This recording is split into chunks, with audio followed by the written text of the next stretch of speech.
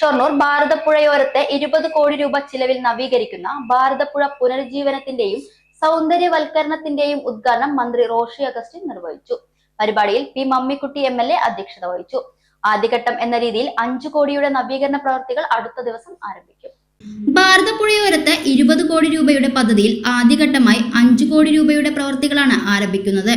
സൗന്ദര്യവൽക്കരണത്തിന്റെ ഭാഗമായി ഭാരതപ്പുഴയുടെ ഒരു വശത്തുള്ള സംരക്ഷണ ഭിത്തി ഉയർത്തൽ, ഒരു വശത്ത് പൂട്ടുകട്ടകൾ വിരിച്ച നടപ്പാതകൾ നിർമ്മിക്കൽ, വൈകിട്ടെത്തുന്ന ആളുകൾക്ക് സമയം ചിലവിടാനായി ഭാരതപ്പുഴയോരത്തെ AMC തിയേറ്റർ, അതോടൊപ്പം ശാന്തിതീരത്തിന് മുന്നിലുള്ള ശ്മശാനം കടവ് നിലവിലുള്ളത് പൊളിച്ച് പുതിയത് നിർമ്മിക്കൽ എന്നിവയാണ് പദ്ധതിയിലുള്ളത്.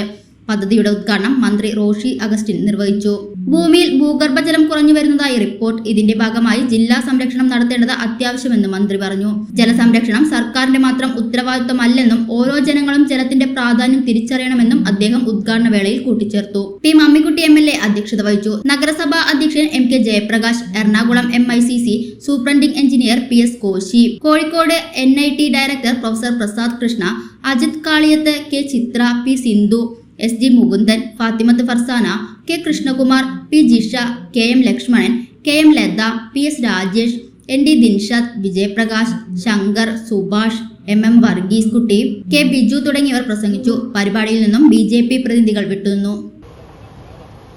ഭാരതപ്പുഴയില് ഇത്തരത്തിലുള്ള ഒരു പ്രവൃത്തി ചെയ്യാൻ താല്പര്യം കാണിച്ച, നേതൃത്വം കൊടുത്ത ഷൊർണൂർ നഗരസഭയെ അക്കാര്യങ്ങൾക്ക് പൂർണ്ണ പിന്തുണയും പദ്ധതി നടപ്പിലാക്കുന്നതിനു വേണ്ടി അക്ഷീണമായി പരിശ്രമിച്ച പ്രിയപ്പെട്ട MLA സ്നേഹ ശ്രീ മമ്മിക്കുട്ടി അവരുടെയും ഇതിൻ്റെ സാങ്കേതിക സഹായവും കാര്യങ്ങളുമെല്ലാം ചെയ്തു കൊടുക്കാനായി ഇവിടെ സൂചിപ്പിക്കപ്പെട്ടതുപോലെ ശ്രദ്ധിച്ച് മുന്നോട്ട് വന്ന NIT ഡയറക്ടർ, അവിടെ നിന്നുള്ള ഫാക്കൽറ്റീസ്, അതോടൊപ്പം ഇറിഗേഷൻ ഡിപ്പാർട്ട്മെന്റിന്റെ SE ഉൾപ്പെടെയുള്ള എല്ലാവരെയും പ്രത്യേകമായി ഞാൻ ഈ സന്ദർഭത്തിൽ അഭിനന്ദിക്കുകയാണ്.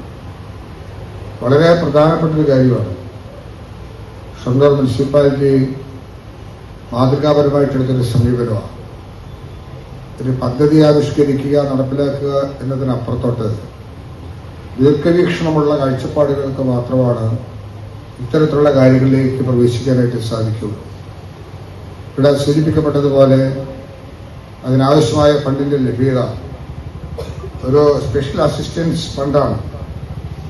ആ ഫണ്ട് 20 കോടി രൂപയായിരുന്നെങ്കിൽ അതിന്റെ ആദ്യഘട്ടം 5 കോടി ലഭിച്ചപ്പോൾ അത് ഇറിഗേഷൻ ഡിപ്പാർട്ട്മെന്റ് ഡിപ്പോസിറ്റ് ചെയ്ത് ഈ വർക്ക് ഏറ്റെടുത്ത് നടത്താൻ ഇറിഗേഷൻ ഡിപ്പാർട്ട്മെന്റിനോട് നിങ്ങൾ കാണിച്ച വിശ്വസ്തത ആദ്യമായി ഞങ്ങൾ പറയുന്നത്, കൃത്യമായി പറയുന്ന സമയത്തും ഈ പ്രവൃത്തി പൂർത്തീകരിക്കാൻ ഇറിഗേഷൻ ഡിപ്പാർട്ട്മെന്റ് കർക്കശമായ നടപടി സ്വീകരിക്കും എന്നാണ് ആദ്യമേ എനിക്ക് സൂചിപ്പിക്കാനായിട്ടുള്ളത്.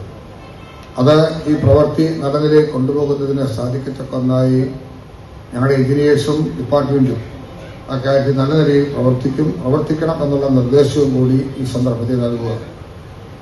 അതോടൊപ്പം ഇവിടെ സൂചിപ്പിക്കപ്പെട്ടതുപോലെ എന്താണ് ഇത്തരം കാര്യങ്ങളുടെ പ്രത്യേകത?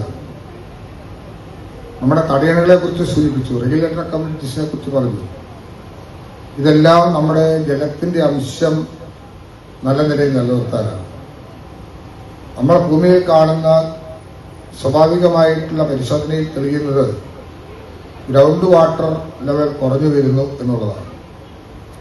അതുകൊണ്ട് ക്രിട്ടിക്കൽ, സെമി ക്രിട്ടിക്കൽ എന്നിങ്ങനെയൊക്കെ തിരിച്ചിട്ടുള്ള പഠനങ്ങളെ ബ്ലോക്ക് നടത്തി പൂർത്തിയാക്കി. ഗ്രൗണ്ട് വാട്ടറിന്റെ പരിശോധനയിൽ കാണുന്ന ബ്ലോക്കുകൾ വീണ്ടും ക്രിട്ടിക്കൽ ബ്ലോക്ക് ആണെങ്കിൽ അത് സെമി ക്രിട്ടിക്കൽ ആക്കാൻ പറ്റുമോ? പിന്നീട് സെമി ക്രിട്ടിക്കലിനെ മാറ്റിയെടുക്കാൻ പറ്റുമോ? അതിനെന്താണ് ആവശ്യം?